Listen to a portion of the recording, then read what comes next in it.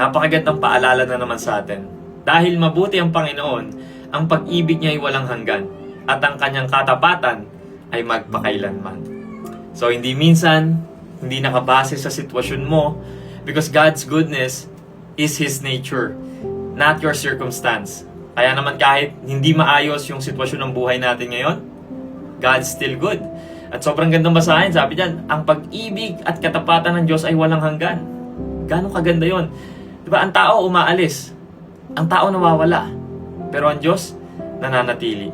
Kaya naman, He is worthy to be praised. Hindi nakabase sa feelings natin kung kailan lang natin siya sasambahin. Hindi natin hihintayin na ma-feel muna natin na purihin siya bago natin siya bigyan ng papuri. No. We praise God because He is good. We praise God because He loves us. We praise God because He is worthy and faithful. Kaya naman kapatid, payo ko lang, kung in pain ka ngayon, lagi mo lang tatandaan ang karakter ng Diyos. Ganito lagi ang ginagawa ko. Lagi ko lang tinatandaan ang karakter niya. Kung hindi mo naintindihan ang buhay mo ngayon, kung confused ka, bakit inaalaw ng Diyos na mangyari yung mga nangyayari sa iyo ngayon, balik ka lang lagi sa karakter niya. Huwag mong interpret si God through your situation.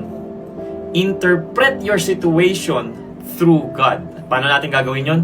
Babalik ka sa karakter ng Diyos. Because if He is good, loving, and faithful, then your story is still in His hands. Your current struggle is not the end of your story.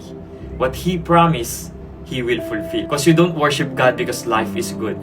You worship because He is good even when life is not. Kung ang pag-ibig ng Diyos ay walang hangganan, ang pinagdadaanan mo ngayon ay may hangganan lang.